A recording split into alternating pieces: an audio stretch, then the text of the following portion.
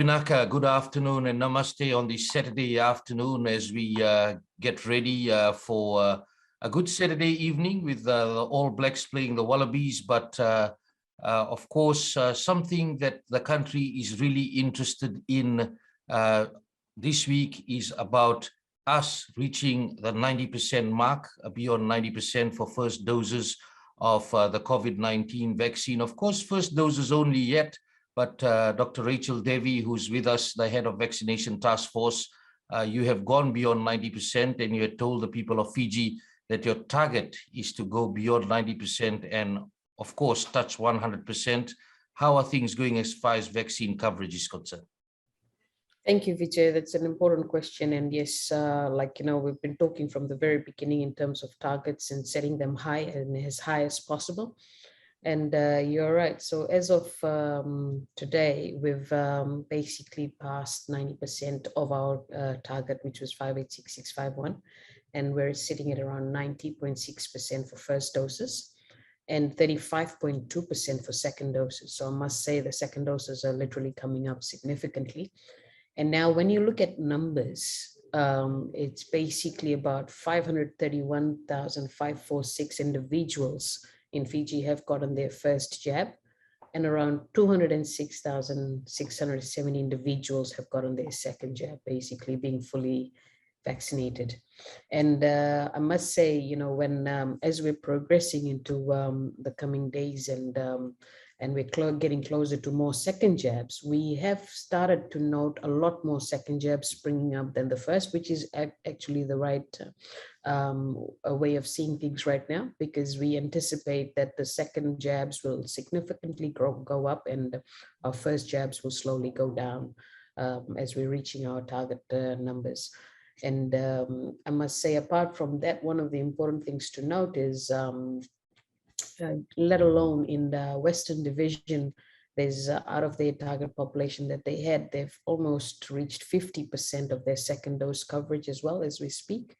And I'm pretty sure by the end of the week, they could reach more than 50. They're currently sitting at 49.3%. And one of the things to note there is pretty obvious that from the very beginning, we had started predominantly in the Western Division with the healthcare workers and the others as well. So there was a lot of focus in the Western and within the Central. But numbers are looking good, though, like we mentioned earlier, the higher we go with our numbers, the better it is for the country. Now, looking at vaccine coverage for Suva Nosori, of course, having a widespread community transmission, how is the second dose rate looking at the moment for Suva Nosori? Thank you, Vijay. That's an important question as well to note. So basically, we know that around Suva, we've got about 81, we see, between Suva and Nosori, we're looking at about 80 to 90 plus coverage of first dose. But having said that, when it comes to second dose, we're gradually getting there. Suva alone is sitting at around 29.5% for second dose. Nasinu itself is sitting at 39.1%, and Rewa in itself is sitting at around 54.1%. Now, having said that, one of the things to also note is that individuals could be traveling to any one of these sites within the Suva Nosori containment area and getting vaccinated. So, but we can clump them as one and saying we're gradually getting our dose 2 up, and the various mechanisms of getting that dose 2 out is working. Though, really encouraging individuals, if your second dose is due, please, you've passed 8 weeks, you've gotten that message, or if you don't have a phone, and you use somebody else's phone, you've passed the 8 weeks, please go ahead and get your second dose. That's absolutely important right now, because even after that 8 weeks, you do need to give yourself some time for that immune system to really build up and have that full protection that one needs. Now, for the Suva Nosori corridor, we see that they are below 50%. And of course, you would be tracking the numbers of when the second doses are due. You had said earlier that August is a big month for you because a lot of second doses are coming in, and your request is for people to get the second doses. Do we expect Suva to be beyond 50, Suva Nosori to be beyond 50% second dose by the end of August? Yeah, I mean, that's the anticipation that we could have for Suvarnasori corridor, because we did predominantly start in this area, especially when we were in lockdown and the increasing number of cases. So we did start in Suvarnasori. We definitely do anticipate to pass the 50% mark. While Rewa has passed 50, Suva and Nasinu are not too far away from each other. But overall, when we count the whole central division from the medical area perspective, we're sitting at currently 33.9%. And that in itself is an achievement. But like you asked, anticipating August to be a big month, because we did a lot of jabs during this period, and we're hoping to hit that target of 50% plus. Dr. Rachel, we had that unfortunate news earlier this week of 3 people dying. Of course, they had their COVID vaccine shots, the second jabs. 2, based on the dates, confirmed that they had COVID when they got the second shots, and 1 got COVID and went into severe disease within the 14 days after taking the second shot. A lot of questions are being asked about it. Definitely analysis has been done on it. What's your message to the people? Thanks, Vijay. Yes, as Dr. Fong mentioned about these unfortunate 3 deaths, I mean, that's very unfortunate that these 3 individuals passed away. And he also did mention that a few of them had COVID, even likely before they even got the shot. So, this is something that's so important for your vaccination vaccines. I mean, basically, firstly, it makes them not fully vaccinated in the first place. That's one of the things to note, because you're fully vaccinated as in covered with the vaccine after at least 2 weeks of the dose you've gotten. And apart from that, one of the important things is, if you're we from the very beginning, we're encouraging individuals that if you have any sort of fever, if you're unwell, just delay the vaccine for a bit. And especially in this light, especially if you don't know you're COVID positive or negative, in this time and space, I think any even slides symptoms of COVID or flu-like symptom should be considered as possibly COVID in a swab. But obviously, we know we're following protocols and having, with mitigation, we're having certain individuals being tested, swabbed for COVID now. And with that, I think Dr. Lee Shen Fong have been talking a lot more about it there. But unfortunately, with these individuals as well, they had other comorbid issues and they weren't fully vaccinated. And one of the other things which I'd really like to highlight here is, if anybody is ill and is at home and hasn't gotten a swab and is progressing to, like, for instance, getting more symptomatic and getting more respiratory distress, don't come to that stage of getting that severe respiratory distress. If you've started to get symptomatic and you feel uneasy, please go visit a health facility, because there is not much we can do if you're at home, especially when you're getting worse. There's a lot we can do when an individual is in the hospital. So that's important, especially with COVID. And then if you have additional comorbid issues, that doesn't make life easier. So really encouraging individuals, to get, if they haven't been tested, but become symptomatic, regardless, and it's getting worse, encouraging individuals to go to the nearest health facility. Or if they don't have a transport or so, I think they can call the numbers that we've been giving out. That's the issue that I think people need to get that message across, because we do not have widespread testing now. People are told to isolate for 14 days. If they have some symptoms or they have been in contact with a positive person. Now, at what stage, you said you shouldn't reach a respiratory distress stage. At what stage they should ensure that they either have the vehicle and family members or loved ones take them straight for Suva CWM Hospital or FEMAT, for Nosori Wainimbokasi or Nosori Health Center, for the Western Division, the nearest health facility. At what stage is your advice that they should make the move? Thanks, Vijay. That's a good question, an important one, but also a complicated one, because it's always difficult to assess it from a clinical perspective on how things are happening on that side of that individual, and people will progress very differently to the disease in itself. But having said that, an individual knows him or herself. For instance, if you feel that COVID symptoms and you think it's getting worse, and then you've got those headaches, those fevers coming in, you feel like your heart is beating a lot fast and you're breathing heavy, or even there's chest tightness or something around that. Like, don't get it progress. Like, you will know that uneasy feeling. um you know it, that uneasy feeling when you're uncomfortable, that is, before getting to that really uncomfortable situation, one should seek medical attention, and go to one of these places, because where and respiratory distress, sometimes it's very acute, gets worse in a matter of hours, and some could progressively take days. But when you start feeling that uneasiness, you're feeling you're breathing heavy, you're feeling you continuously not able to hydrate yourself well enough, and rather your fever's high, and then you feel you're dizzy or something like that because of the dehydration or excess something that's kicking in. It's always advisable to get some medical assistance early. There is no harm in being extra cautious and going earlier than, sometimes we brave ourselves and say, I should be fine, I'll overcome this. But on the other side, I think, don't brave it out too far that you think that, it becomes more detrimental to an individual.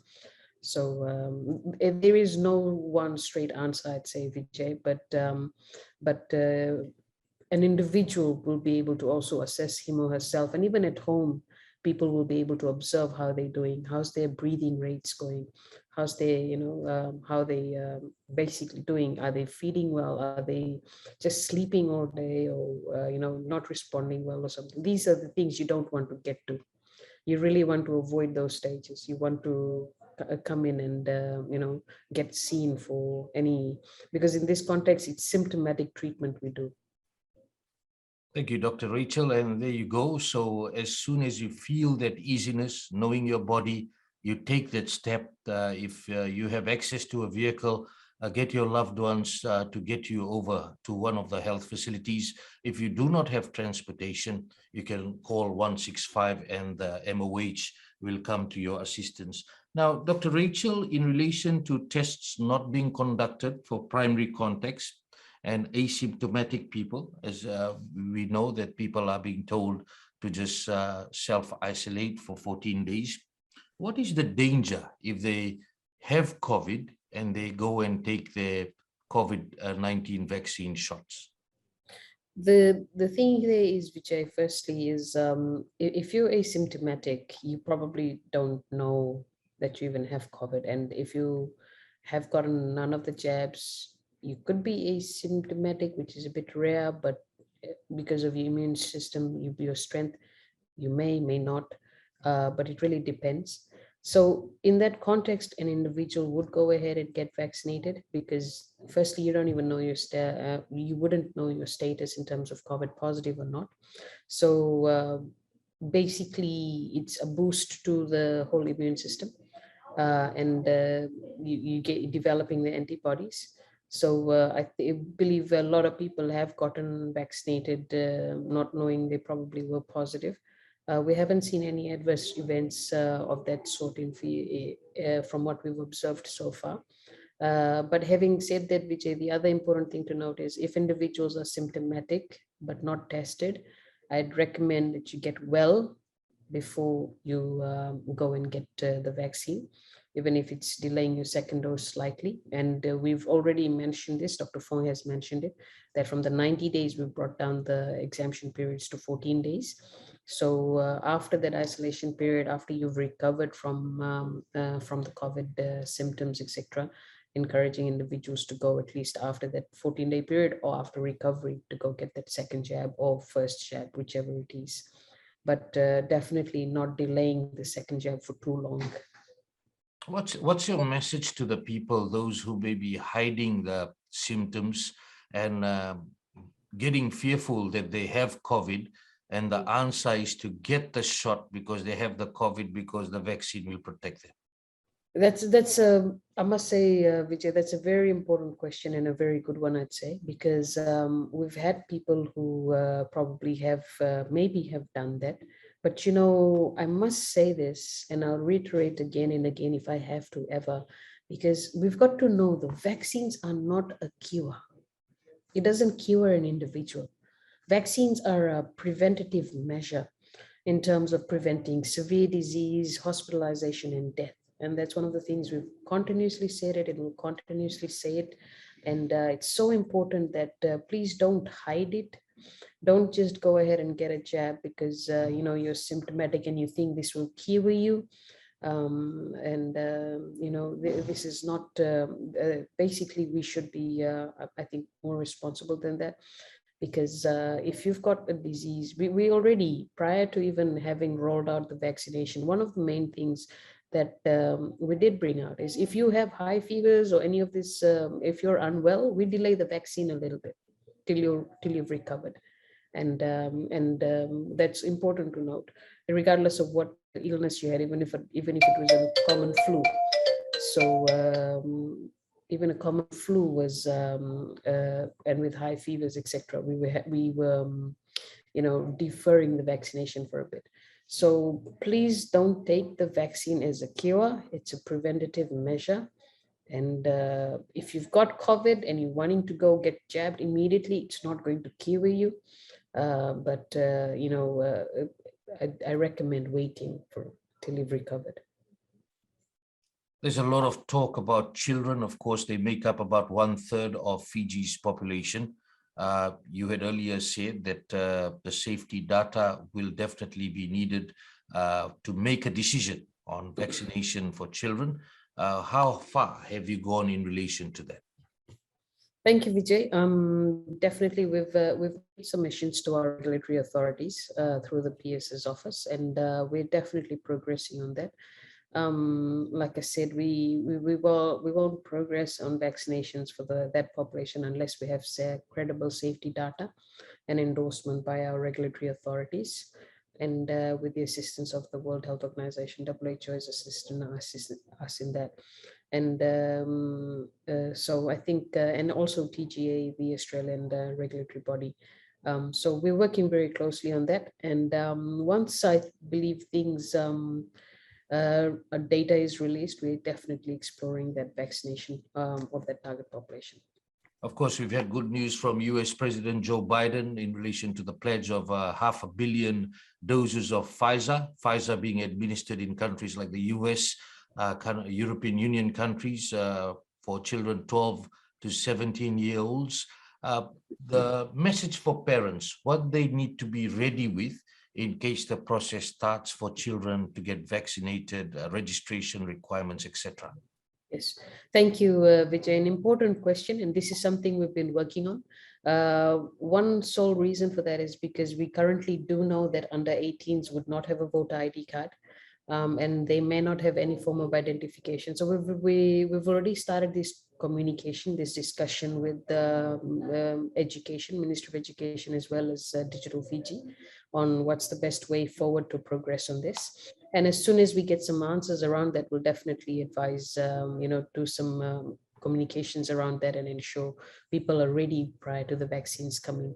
We're likely to use the same registration system currently that we're using for adults. It's just a matter of validity, ID, identifications, etc. So once we get the best solutions to this, we'll definitely communicate. There's also questions about people who have been vaccinated. Of course, they're carrying their vaccination cards around, also worried about wear and tear of the vaccination cards, knowing that's the only proof. What's your message to them? Is there another document that is expected to be prepared later on? Thank you, Vijay. That's an important one as well. Basically, the vaccination card is a proof of vaccination right now, but obviously we've got the information in the information system, the VRS one, which is basically handled by Digital Fiji. But apart from that, I know that they are working. I think this was also announced recently on the vaccine passport as well. So those things help as well significantly in terms of identifying your vaccination records, probably on a phone or something. So that becomes the ultimate gold standard an individual may carry around with him or her. But I must say, one of the things that we can always do is laminate your vaccination cards. My mom and dad did that, so they've kept them in their in their wallets as a card to keep, because I know some supermarkets and other places have asked the vaccination cards these days as well. Now, what about booster shots? Some countries have started looking at booster shots for the vulnerable to ensure that they kept safe. What is the assessment in Fiji with the organizations like WHO? Thank you, Vijay. I think that definitely has come up as a common question as well. But booster shot is something that we haven't considered as yet. But if the need arises, we definitely will need to. And that's an important note. And we're constantly working with the World Health Organization and other technical advisors. We've got we have a technical advisory committee, basically an interagency coordinating committee under the COVID-19 task force. So that body constantly meets to talk about these things. So and if that arises and the need to go in that direction, we'll definitely come up with some decisions on that one. We know that you have ample supply coming in. AstraZeneca, the doses arriving, another 100,000 doses towards the end of this week have arrived again from Australia, taking the total to about 860,000 doses alone from Australia. Of course, we've got others that have come in from the US and New Zealand, Japan also committing some doses. People are asking a question in relation to whether you're also considering mixing of vaccines. First dose, if you say AstraZeneca, second one, could it be Moderna? Are you looking at that, or you have ample stocks of those vaccines? Thanks, Vijay. And that is, I have been asked that question myself by a few people, and in a simple answer to it, we're not cross-vaccinating with AstraZeneca, Moderna at the moment, while some studies are underway in terms of almost like a cocktail mix kind of thing with vaccines. But having said that, if studies do show up that we could mix vaccines for the booster doses, we could probably, when science tells us that, we will definitely work in that direction. Obviously on regulatory safety aspects as well noted there. But on the other note, Vijay, one of the important things I must say is from the very beginning, we've been trying to be as clear as possible, because there are indemnity issues in this related, where, for example, if a person receives one dose from Australia, they would receive the second dose from Australia as well.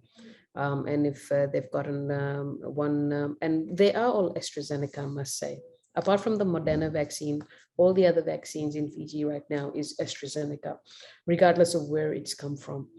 But every individual manufacturing plant has its own, it's in different countries, right? But we don't intend to cross-vaccinate from different manufacturing plants. So we try to, we make sure we maintain the same manufacturing site for those individuals. The batch number, which you always, individuals may say that it's in the card, that batch number may change because it's a different manufacturing date, but the manufacturing site remains the same. So it's not necessary that you get the same batch as a second dose. You can get a different batch from the same manufacturing plant as a second dose. Dr. Rachel, got some questions from some people who definitely have their loved ones or themselves who have heart condition. They're asking what vaccine can they take, which one is safe if they do have heart condition. Vijay, that's another good one. And I think we've made it very clear from the very beginning that AstraZeneca and Moderna are both safe in cardiac care conditions. And but having said that, if any individual has not been vaccinated yet and has a medical condition, they become, and they are on Vitilevu, they become eligible for the Moderna vaccine, as long as they've got some records or any sort of letter or something from their medical doctor or GP, or even a special outpatients card that they're on a regular visit.